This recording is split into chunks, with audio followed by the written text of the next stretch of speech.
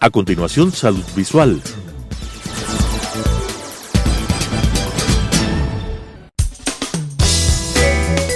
Clasificación A. Apto para todo público.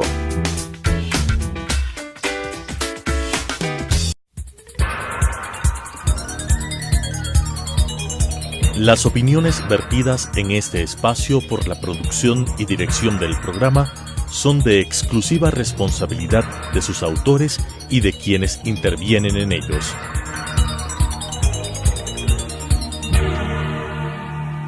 Telesucesos Canal 29 UHF presenta Salud Visual, un segmento dedicado a informar sobre el cuidado de los ojos con la conducción del Dr. Marcelo Larco. Salud Visual. Buenos días, amigos televidentes, a este nuevo programa de Salud Visual. En esta ocasión nos vamos a referir a un tema de mucha importancia y actualidad, que es la infección de los ojos por el virus del herpes. Cuando uno escucha la palabra herpes, realmente se asusta porque lo relaciona siempre con una enfermedad congénita. Pero el herpes en realidad no siempre es una enfermedad congénita, no siempre es una enfermedad infecciosa, es una enfermedad de origen genital. Puede ser una enfermedad que se contamine por la saliva o por el contacto con las secreciones. Es decir, el herpes no siempre es una enfermedad venérea tampoco. Por tanto, hoy nos vamos a referir al herpes ocular. El herpes ocular es causado por un virus que forma en realidad parte de una familia de los virus que se llama familia de los herpes viridae. Dentro de los virus del herpes tenemos el herpes tipo 1 que afecta o que provoca lesiones por encima de la cintura. Es el característico virus que nos provoca esas lesiones muy molestosas en los labios que todos les conocemos como fuego y que alguna vez nos dio en la vida.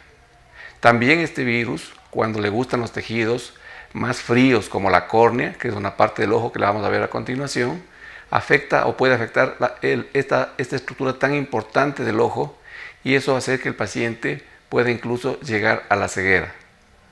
Y hay el herpes que afecta o provoca lesiones por abajo de la cintura, es el herpes tipo 2. Este herpes tipo 2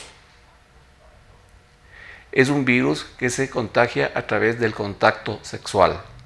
Y tenemos también el herpes genital o congénito que se contagia en el momento que el niño nace a través del canal vaginal de la madre que contiene el virus y en ese caso puede tener un herpes ocular pero de origen venéreo.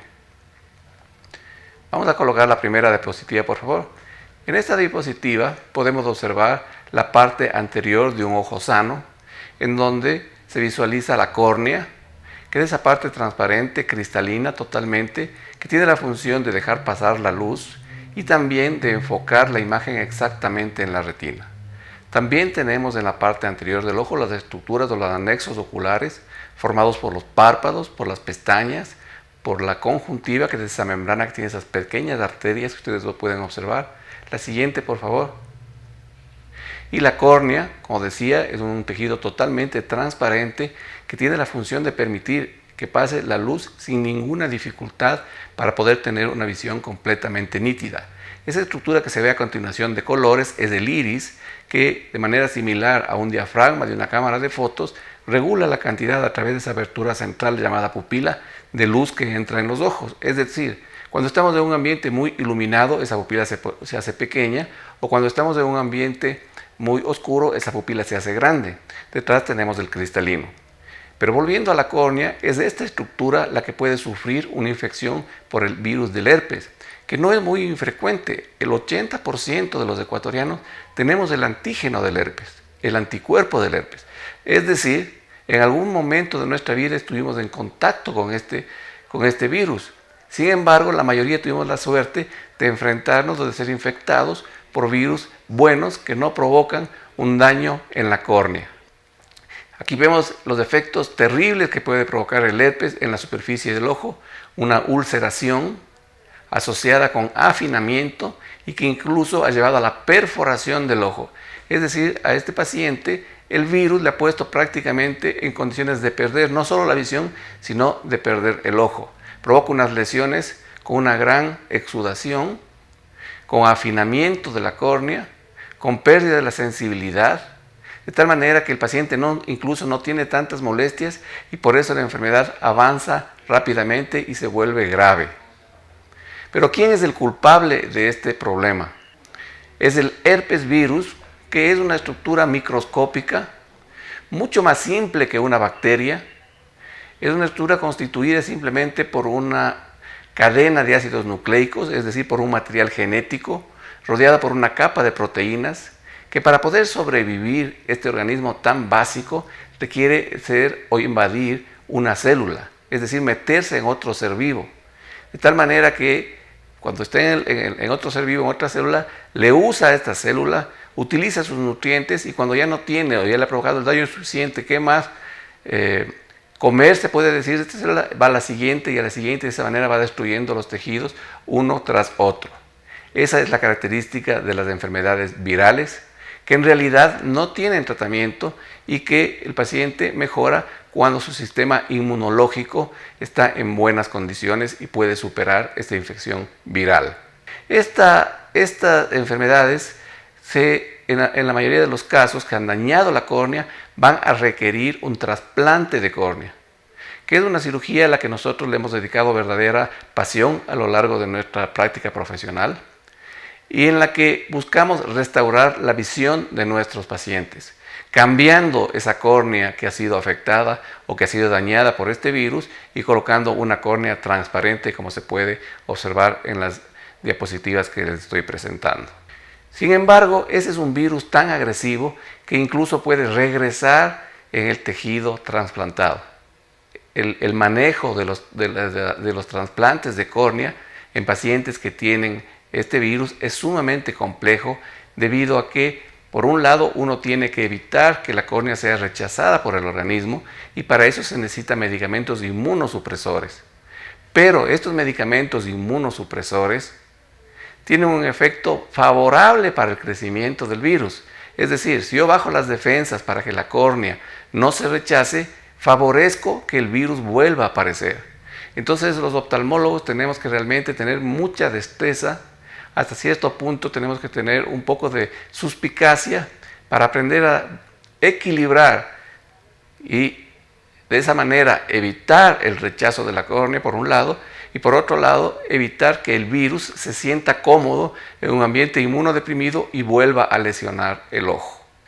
El herpes es la causa más frecuente de ceguera por daño de la córnea en todo el mundo.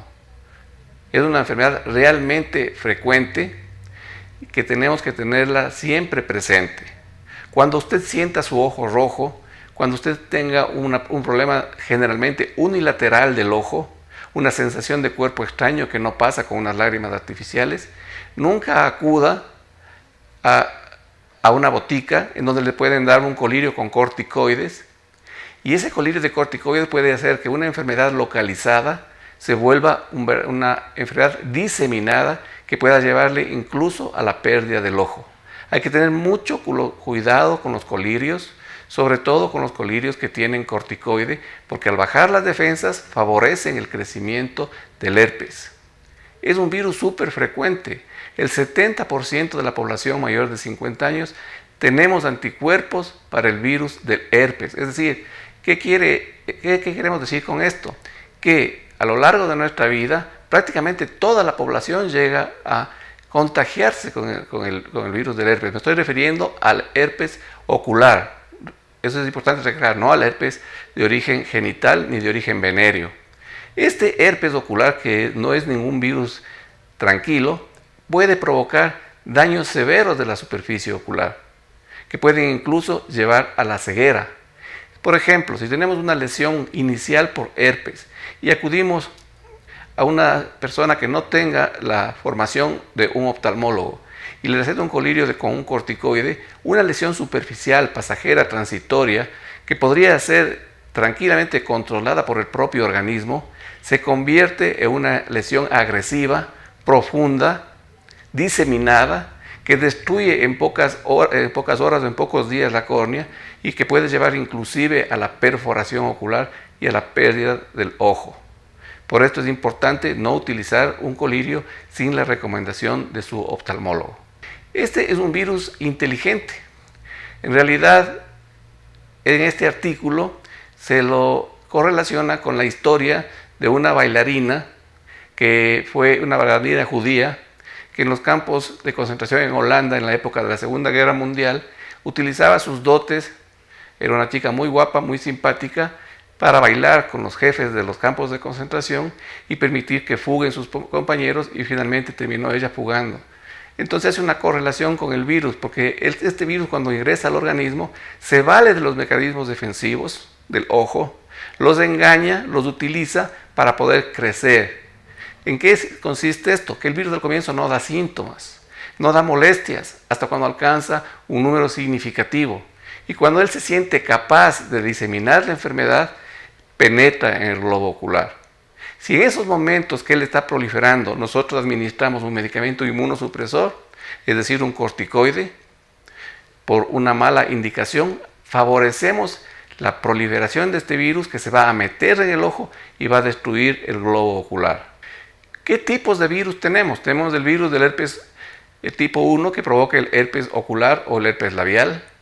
Tenemos el virus tipo 2 que origina el herpes genital. Este sí es una enfermedad venérea transmitida por contacto sexual y que podría transmitirse a los ojos en el momento en que nace el niño y atraviesa el canal de parto de una madre que ya tenga esta infección, como ya manifestamos, y también forma parte de la familia del virus del herpes, el virus que provoca la varicela y que cuando se reactiva da lugar al herpes zóster.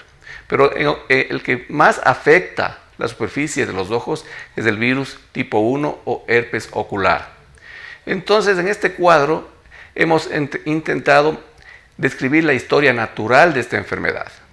HSV es el virus del herpes simple.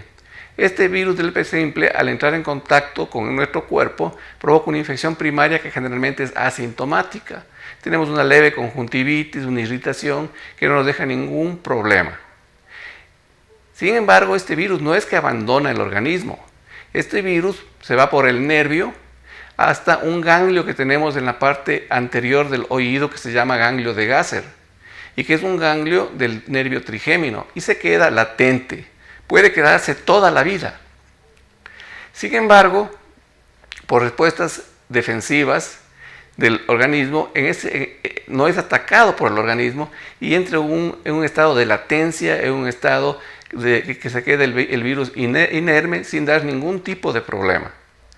Pero pueden haber factores como las enfermedades, como el estrés, como la excesiva presencia del sol. Cualquier mecanismo que baje las defensas de nuestro cuerpo hace que este virus prácticamente reviva y vuelva al sitio por donde ingresó al organismo. Por ejemplo, los labios. Entonces el paciente vuelve a tener el fuego, el característico fuego que no es sino una enfermedad de origen viral. Pero no todos tienen la suerte de infectarse con un virus que le guste infectar los labios. Hay virus que les gusta más infectar la córnea. Entonces, en lugar de regresar el virus a los labios, regresa a la córnea y va provocando lesiones o recurrencias que llegan finalmente a la pérdida de la vista. Aquí podemos ver en el lado izquierdo una lesión inicial. Entonces, fíjense que prácticamente es solo una línea. Sin embargo, si este paciente es mal prescrito o es mal tratado, esa línea ya se vuelve una lesión más grande y finalmente se convierte en lo que se conoce como una úlcera de aspecto geográfico, como ustedes pueden ver en el lado derecho de su pantalla, en donde prácticamente ya se invadió toda la córnea porque el virus se diseminó, el virus comienza a coalescer una lesión con otra y forma una lesión de manera de mapa. Por eso se le conoce como úlcera geográfica, que lógicamente puede llegar a cicatrizar con el tratamiento, pero que ya va a dejar una sombra en la córnea y el paciente va a quedar con una disminución de su capacidad visual. Les he traído algunos casos de esta enfermedad para explicarles la gravedad que ella tiene. Este es un paciente en el que el virus debutó con una opacidad ya grave de la córnea. Aquí se puede observar cómo en la parte central existen unos depósitos, unos infiltrados directamente delante de la pupila que impiden que el paciente pueda ver, porque la luz no puede pasar a través de esas opacidades.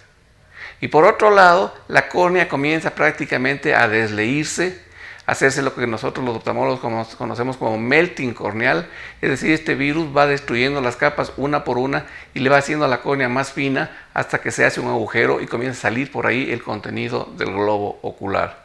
Es una enfermedad realmente grave que se debe manejar con mucho conocimiento y especialización. Entonces a este paciente le tuvimos que hacer un tratamiento y vamos a ver cómo poco a poco fuimos consiguiendo eliminar esa lesión de la superficie del ojo. El tratamiento básicamente se caracteriza por el uso de antivirales que se administran por vía sistémica, es decir, el paciente tiene que tomar medicamentos en dosis altas y por tiempos prolongados de hasta 1 año para que esta lesión se vaya limpiando y la luz comience a entrar de nuevo en el ojo y el paciente comience a recuperar su visión. Aquí vemos cómo la lesión se ha ido encogiendo prácticamente, se va haciendo más pequeña y el paciente lógicamente va refiriendo una mejoría de su agudeza visual. Aquí vemos cómo prácticamente conseguimos que la lesión desaparezca, el paciente se siente mejor, más aliviado, su ojo ya no está tan rojo, tiene una mejor visión, pero queda esa cicatriz leve que hay que tomar en consideración lo que les manifesté hace un momento. No es que conseguimos que el virus se vaya del organismo, porque esta es una enfermedad crónica, sino que este virus se regresó al ganglio que tenemos delante del oído, que es el ganglio de Gasser, como les manifesté, así se llama. Entonces, si es que este paciente vuelve a tener una baja de defensas o algún factor desencadenante, como por ejemplo una cirugía ocular, que es la causa más frecuente de reactivación de un virus. Por eso es importante, si alguien ha tenido herpes, que le avise al oftalmólogo si se va a someter a una cirugía de pterygium o se va a hacer una cirugía refractiva. Doctor, yo tuve este cuadro en el ojo, tuve unas crisis de ojo rojo porque posiblemente tuvo herpes y con la cirugía se va a reactivar y esa reactivación va a generar una nube similar a esa que está, que esa no podemos ya retirar porque es una nube ya crónica y el paciente termina perdiendo la visión. Es decir, cada vez que se provoca una recurrencia en el ojo, una reactivación de la enfermedad en el ojo, esta no es inocua, siempre va dejando una cicatriz una tras otra hasta que el paciente termina necesitando un trasplante de córnea, como les indiqué en las fotos iniciales. A la derecha podemos ver con una coloración especial, con una luz especial que se llama luz de cobalto, cómo esa opacidad borra prácticamente las imágenes del iris, que es la parte más posterior de la imagen, en donde debido a la falta de transparencia de la córnea ya no se puede ver con nitidez. Por tanto, este paciente ya no va a tener una visión del 100%. Este es un caso muy interesante. Este es un caso de una paciente de 50 años que tuvo una infección por este virus. Fíjense cómo esa córnea presenta una parte totalmente transparente, totalmente saludable, en tanto que en un sector de la córnea se observa ya una opacidad, una ulceración blanquecina, inclusive con unos depósitos de calcio. Esta es una secuela de una infección por herpes. Esta paciente la hemos vigilado durante 2 años y no se ha reactivado la enfermedad, no ha habido esas recurrencias. Por lo tanto, consideramos o buscamos un mecanismo de restablecer su visión porque estaba sin ver. La paciente no veía porque esa nube está localizada exactamente delante de la pupila. Sin embargo, un trasplante de córnea implica colocar la córnea de otro ser humano y reemplazar esa córnea, y eso trae problemas de rechazo, trae problemas de que necesitamos una donación, que en el Ecuador realmente no existe una cultura, no tenemos los ecuatorianos una cultura de donar las córneas, que cuando fallecemos que deberíamos hacerlo para que estas personas recuperen la visión. Aquí, por ejemplo, se necesita un trasplante de córnea. Entonces se nos ocurrió a esta córnea simplemente utilizarla a esta misma córnea y darle la vuelta, es decir, le colocamos la nube por fuera del eje visual, como vamos a poder ver en la siguiente diapositiva. Ahí pueden ustedes observar el trasplante de córnea. Una vez que le hemos hecho ese trasplante, esas imágenes lineales de color negro son los puntos que están perfectamente colocados, y fíjense cómo esa nube que estaba delante de la pupila, al rotarle la córnea, le desplazamos fuera del eje visual para que el paciente pueda recuperar su visión. Esto se conoce como injerto es un autoinjerto rotatorio. Tiene una gran ventaja porque al ser el tejido, al ser la córnea del propio paciente, no existe la posibilidad de que se rechace, porque es el tejido del mismo paciente, y permite que la luz vuelva a entrar por la parte sana de la córnea que le quedaba al paciente. Sin embargo, a veces las úlceras o el daño de la córnea es tan grande que no queda tejido para hacer este tipo de cirugías y se requiere hacer un trasplante con una córnea de un donador. Entonces, este es el ojo en el preoperatorio. A su lado izquierdo ustedes pueden observar una opacidad de la córnea muy densa, muy severa, que le provocaba al paciente prácticamente una ceguera. El paciente no podía ver. En tanto que en el lado derecho el ojo se ve ya con un aspecto más saludable, con su pupila en el centro, perfectamente transparente, la córnea que está por delante de la pupila, y la lesión desplazada hacia una parte periférica que no va a interferir con el paso de la luz. Entonces, para finalizar, algunos conceptos claves del herpes en los ojos. Primero, es una enfermedad unilateral. Sí, es más frecuente que el herpes sea unilateral. Sin embargo, en pacientes inmunodeprimidos o en pacientes alérgicos, es decir, en pacientes que tengan compromiso de sus defensas, puede haber herpes bilateral, es decir, presentarse esta enfermedad catastrófica simultáneamente en los dos ojos, lo cual es mucho más grave. Esto se observaba con mucha frecuencia en los años en que no había tratamiento para el SIDA. Los pacientes con SIDA, los pacientes que tenían inmunodeficiencia por SIDA, presentaban con relativa frecuencia una infección de la córnea de los dos ojos. Solo un momento la lámina anterior, por favor.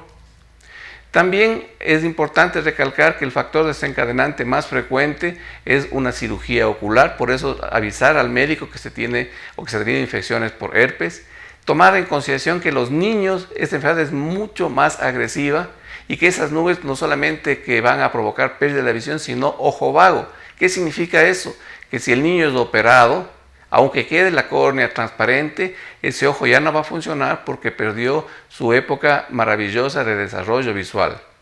Que puede, como ya mostré en la diapositiva, transmitirse al trasplante de córnea. Es decir, es una enfermedad grave porque puede seguir incluso después de que hemos sacado la córnea, y también concientizar al paciente que tiene esta enfermedad que se trata de una enfermedad crónica, que tiene que tener cuidado toda su vida con los colirios que usa.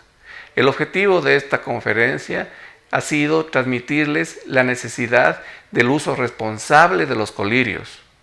Tienen que ustedes, señores televidentes, utilizar colirios prescritos por un oftalmólogo, sobre todo si son colirios que utilizan antibióticos o que contienen corticoides, ya que pueden tener efectos devastadores sobre la superficie de los ojos. Muchas gracias por su atención. Las opiniones vertidas en este espacio por la producción y dirección del programa son de exclusiva responsabilidad de sus autores y de quienes intervienen en ellos.